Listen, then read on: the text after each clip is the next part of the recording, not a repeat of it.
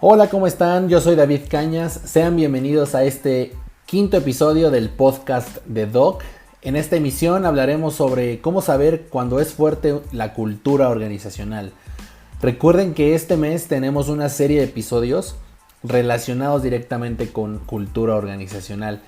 Esta serie de episodios se van a vincular directamente a nuestros otros videos del canal de YouTube y los contenidos en nuestras redes sociales como Instagram, Facebook y LinkedIn también, por lo que te recomiendo que nos estés siguiendo en todas nuestras plataformas, ya que los contenidos que vamos a presentar, incluso también en nuestro blog de deoconsultores.com, se van a relacionar entre sí y te van a dar una visión mucho más completa sobre cultura organizacional. Te recuerdo por favor darle like a este podcast y 5 estrellas en Apple Podcast. El like es donde nos estés escuchando. También nos puedes dar like en nuestro canal de YouTube, ya que ahí también encontrarás este episodio y todos los anteriores. No olvides suscribirte para no perderte ningún episodio. Recuerda que cada semana estamos subiendo episodio de este podcast y también cada semana puedes encontrar nuevos videos en nuestro canal de YouTube y mucho más contenido en el resto de nuestras redes sociales. Y bien, vamos a continuar con lo que pudimos hablar en la ocasión anterior de nuestro podcast, en donde hablábamos acerca de cuál es la importancia que tiene la cultura organizacional para el desempeño de la empresa, ¿no? Y mencionábamos precisamente en el capítulo anterior, en donde tuvimos la oportunidad de platicar también con Jocelyn al respecto sobre el impacto que tiene en las personas, en las finanzas, en los procesos y obviamente en la satisfacción del cliente. Recordemos que la cultura organizacional al final se trata de cómo se transmite toda esta filosofía organizacional hacia los colaboradores, pero también hacia los clientes. Y esa es la idea más importante que debemos tener en cuenta, ¿no? Ahora, cuando nos referimos a que una cultura organizacional sea fuerte, ¿a qué nos estamos refiriendo? Bien, recordemos que la palabra clave del episodio anterior para sintetizar todo lo que nosotros conversamos con Jocelyn era coherencia. Coherencia. Esa es la palabra clave de la cultura organizacional. En la medida en la que nosotros como empresa aseguremos que la cultura organizacional se viva tal como la diseñamos, tal como está la filosofía planteada hacia nuestros colaboradores y hacia nuestros demás partes interesadas, podremos hablar que la cultura organizacional es fuerte. Esto quiere decir que sí, es un esfuerzo importante. Hablábamos también que, y recapitulándolo un poco, es importante para la cultura tener siempre agentes de cambio que estén promoviendo y potenciando dicha cultura. Pero también hablábamos que es fundamental contar con el apoyo directo, ya sea de la dirección, pero también del equipo directivo, el equipo de mando, puesto que ellos son los principales impulsores de cualquier cultura, ¿no? Y ellos son los que lo pueden reflejar hacia el piso de operaciones y, por supuesto, buscar que el resto del equipo lo pueda transmitir hacia el resto de partes interesadas. Entonces, ¿qué significa que una cultura organizacional sea fuerte? Significa que podremos encontrar un alto nivel de coherencia entre lo que se pensó como esta filosofía y esta promesa de marca y lo que podemos ver día a día en una serie de aspectos que el día de hoy vamos a estar platicando. Y bueno, adicional a esto quiero comentarles que es importante que nosotros tengamos muy claro que la cultura organizacional nos permite ver reflejado en el día a día cuáles son las creencias, los principios y los valores que todas las personas que están al interior de la organización comparten o que se debería compartir. Entonces, cuando nos referimos a que una cultura organizacional es fuerte, también nos estamos refiriendo a este tema, ¿no? Que las creencias, los principios y los valores de las personas estén alineados a los de la empresa. Y esto se torna muy importante cuando tratamos de gestionar al personal. Para nosotros como deoístas, o si eres persona relacionada a recursos humanos, talento, capital humano, incluso también si eres una persona que se dedica a gestionar departamentos, resultará lógico pensar que contar con un equipo de trabajo que no comulgue con esos principios de la organización resulta una tarea sumamente complicada. Como agente de cambio, personalmente puedo decirte que cuando nosotros involucramos a todas las personas que participan en la organización en el diseño e implementación de una cultura organizacional, cuando no se tiene tan clara, recordemos que la cultura organizacional siempre existe y toda empresa tiene. La diferencia es que no siempre la diseñan ellos. Pero bueno, no me pierdo. Cuando nosotros implementamos ese tipo de culturas en las que buscamos que todos participen en su diseño, resulta muy importante escuchar a todos los involucrados en la empresa, porque es así como nosotros podemos asegurarnos que las personas sientan que son parte de esta cultura, que sus principios y sus creencias personales están inmersas en esta filosofía organizacional, y esto nos hace generar un grado de alineación que se vuelve trascendental en los resultados de la empresa. Entonces, uno de los puntos a tratar cuando nos referimos a que una cultura organizacional sea fuerte es que haya un sentido de coherencia entre estas creencias, principios y valores que las personas al interior de la organización tienen con respecto a precisamente la filosofía de la empresa. Otro de los puntos que también considero son importantes y que como Doc buscamos fortalecer con nuestros seminarios, con nuestros workshops y con todos estos talleres que podemos dar enfocados al nivel del mando, es precisamente cuando este nivel, todas las personas que son responsables de departamento, conocen, comprenden, pero más importante aún, asumen como propios los objetivos de la organización. Pero no solamente esto, sino que también buscan naturalmente lograr dichos objetivos. Y esto es lo que genera una gran diferencia entre ser solamente el jefe de área a ser un líder dentro de este nivel de mando. Y lo comentaba precisamente por lo que como Doc podemos hacer en las organizaciones. Uno de nuestros principales servicios son la capacitación hacia estos niveles de mando. Hemos tenido la oportunidad de trabajar en seminarios enfocados en el liderazgo, y entiendo que este concepto de liderazgo es algo sumamente complejo. De hecho, creo que es ya un constructo que es importante desmenuzar en una serie de conceptos que cada uno pudiera percibir como liderazgo, ¿no? Sin embargo, todos podemos coincidir en el mismo punto. Si no tenemos un nivel de mando en donde se hayan trabajado y fortalecido sus competencias de gestión de personal y de gestión empresarial, tendremos una organización que flaquea en el logro de estos resultados.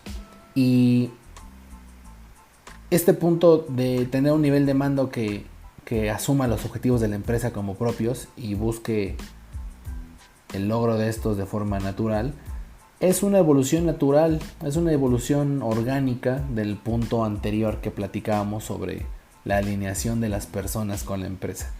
Si un nivel de mando no se encuentra en un principio alineado con toda la filosofía organizacional, muy difícilmente va a tener de forma voluntaria la iniciativa para buscar el cumplimiento de estos objetivos y, por supuesto, también que el resto de su equipo de trabajo los esté buscando. Es muy común en las organizaciones que buscan de nuestros servicios que no tengamos a este nivel de mando totalmente alineado respecto a los objetivos. Probablemente los factores hay muchos. Puede ser porque simplemente no son comunicados adecuadamente estos objetivos, porque de nuevo el nivel de mando no está involucrado en el diseño de dichas metas, y esto también puede deberse a que simplemente no tengamos claro de dónde estamos sacando estos objetivos, ¿no? Hay algunas organizaciones como estas microempresas o algunas empresas familiares en donde los objetivos son impuestos más por la dirección y por el deseo personal que ésta tiene del logro, más que por análisis, por estadística, por una revisión del contexto de la organización y una definición más clara de estos objetivos, ¿no? Y esto también juega en contra del nivel de mando. Por mucho que este equipo de trabajo quiera involucrarse y quiera lograr el resultado, que en teoría todos deberían estar buscando esto, hay una serie de factores como los ya mencionados que pueden jugar en su contra. Y es cuando hacemos este tipo de auditorías y hacemos este análisis de cada uno de los líderes que podemos también preguntarnos si la cultura organizacional es fuerte a través de este equipo, ¿no? Cuando encontramos un alto nivel de alineación entre los objetivos del puesto, los objetivos personales y los objetivos de la organización, pudiéramos decir que también encontramos una señal de que la cultura organizacional es fuerte. Ahora, hay otro factor importante que nosotros podríamos identificar como señal de que la cultura organizacional está siendo fuerte en esta empresa que estamos auditando o revisando. Y esto es cuando las estrategias y tácticas se viven de forma natural, es decir, cuando los procesos naturales del negocio o los procesos que se están implementando representan perfectamente a la filosofía. Y muestra de ello puede ser un ejemplo muy claro y que es actual, la implementación de la norma oficial mexicana número 35 para el tema de los factores psicosociales, ¿no? Este es un ejemplo muy claro y que nos permite ver la diferencia entre filosofía y cumplimiento a la normatividad aplicable. Y es que hay algunas organizaciones que están visualizando esta norma como un punto adicional que deben cumplir para evitar ser sancionados, ¿no? Y esto habla claramente de una perspectiva que no está orientada hacia las personas y su cuidado, ¿no? Y obviamente el potenciar a estas personas para el logro de los resultados, sino más bien como un enfoque más del negocio, más orientado hacia el resultado, en donde tenemos que asegurar que no haya sanciones y que no haya penalizaciones, porque eso iría en contra de los resultados que se buscan obtener en la empresa o inclusive de la reputación que ésta pudiera llegar a tener con sus clientes, con sus posibles nuevos empleados y obviamente con el resto de empresas, ¿no? Sus competidores. Entonces, cuando nosotros encontramos una organización que de forma sistemática, de forma natural, ya está implementando este tipo de estrategias, y que inclusive poniendo el caso de la NOM 35 no resultó ser una norma que tuvieran que implementar, sino únicamente alinear todo lo que ya se viene haciendo para demostrar que ya están alineados a esta norma oficial, pues podemos hablar que tenemos un alto nivel de coherencia, ¿no? Entre la práctica, entre cada uno de los procesos internos y la filosofía que se quiere implementar en la organización. Por tanto, también es un ejemplo de que tienen una cultura fuertemente arraigada, ¿no? Es importante hacer esta mención porque difícilmente podemos llegar a encontrar organizaciones que tengan estas estrategias o estos procesos perfectamente alineados a la filosofía que se quiera tener.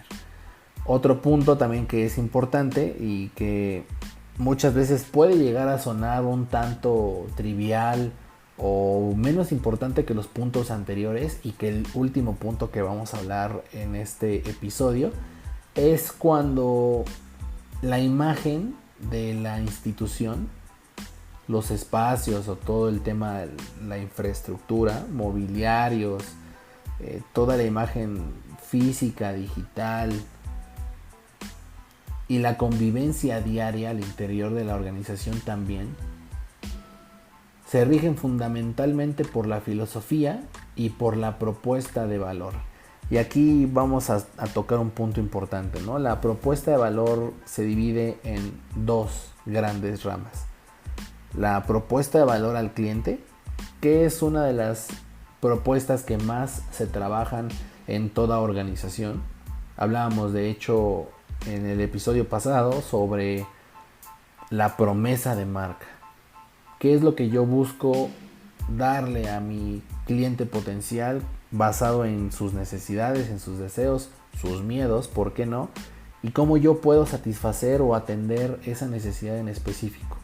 Y esa propuesta de valor al cliente es lo que más se trabaja en las organizaciones porque buscamos tener una customer experience o una experiencia del cliente pues lo mejor posible para volver a tener a esa institución o a esa persona como uno de nuestros clientes y por qué no fidelizarlo. Sin embargo, hay otra propuesta de valor que últimamente está tomando mucha fuerza, pero ciertamente no todas las instituciones están trabajando en ella, a pesar que hoy y con este tema de la pandemia y el aislamiento, muchas organizaciones deberían estar fortaleciendo de manera importante, dado que ya no podemos tener esta interacción natural con la organización, con nuestros espacios y con las costumbres o los hitos que podemos llegar a vivir en el día a día o que llegábamos a vivir en la empresa, ¿no? Y esta propuesta a la que me refiero es precisamente la propuesta de valor al empleado, que habla no solamente de toda esta remuneración económica, ¿no? O esta gratificación total que anteriormente o en esquemas de trabajo tradicionales se consideran como los más importantes para las personas, ¿no? Y que de hecho para las generaciones como las baby boomer o las generaciones X sí representaba un factor decisivo para saber en qué trabajo esta persona quisiera entrar, ¿no? Cuánto voy a ganar, qué prestaciones voy a tener económicas principalmente, si voy a tener las prestaciones de ley. Sabemos que en muchas organizaciones hay malas prácticas de administración de personal más relacionadas con este tema de nómina, seguridad social.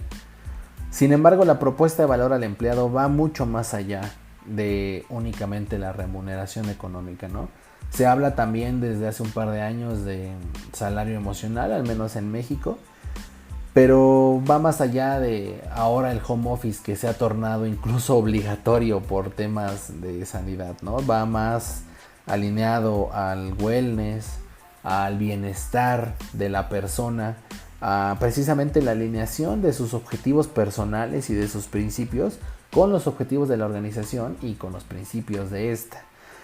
Las vacaciones ilimitadas, como muchas empresas hoy buscan implementar siguiendo modelos como Netflix, procesos de innovación en los que se busca que los colaboradores, incluso se premia a aquellos que generan innovaciones orientadas hacia la mejora del negocio. Aquellas innovaciones tipo Google, ¿no? En donde se dice que el 20% de su tiempo tienen que estar innovando en algún servicio adicional, ¿no? Como parte de la misma cultura, ¿no? Es un ejemplo, pero al final lo que buscamos es que este empleado encuentre un abanico de oportunidades y un abanico de opciones que están directamente enfocadas hacia potenciar su tiempo con nosotros, ¿no? Dígase crecimiento, remuneración, beneficios, pero también ahí es donde entra la cultura, porque hablamos de filosofía de cómo trabajamos con la gente, ¿no? Este employee experience.